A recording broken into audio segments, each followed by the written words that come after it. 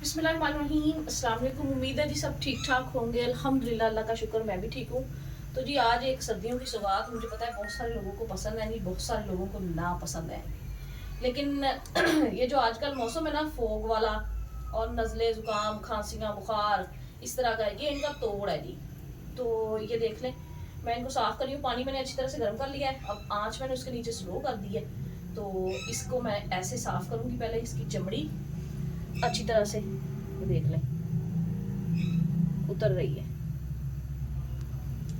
ऐसे इसको सारे को साफ करेंगे। ये देख लें, इसको पानी में मैंने ऐसे डाला है जैसे ये, बिल्कुल मैं आपको निकाल के दिखाती हूँ। इसको 2 मिनट के लिए बस हम रखेंगे इसके अंदर, 2 सेकंड के लिए बल्कि।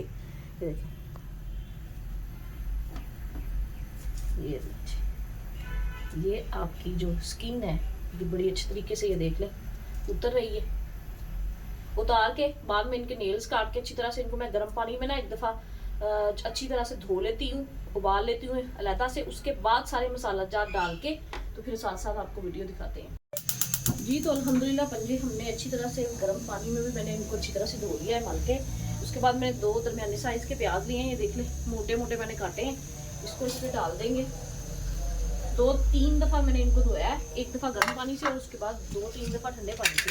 ये अदरक, लहसुन, सब्ज़ मिर्च और टमाटर का पेस्ट है। 2 बड़े साइज़ के टमाटर मैंने लिए थे, ये इसमें डाल देंगे और इसको अब उतनी देर तक पकाएंगे जितनी देर तक ये गल ना जाए जी। तो अल्हम्दुलिल्लाह देख लें, मैंने इसमें थोड़ी सी जो उसका रखनी है वो छोड़ी है, बाकी मैंने स्टेन करके तो निकाल ली है। इसको हम भून के अच्छी तरह, उसके बाद में ये अपनी जो है ना वो उसमें ऐड करेंगे फिर।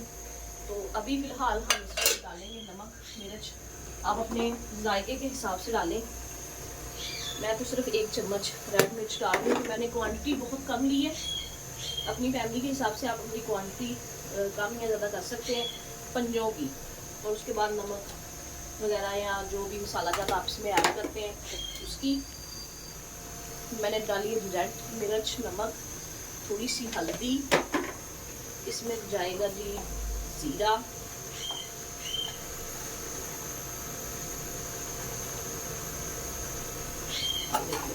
साथ में सूखा धनिया का पाउडर। और इसको अच्छी तरह से हम भून लेंगे।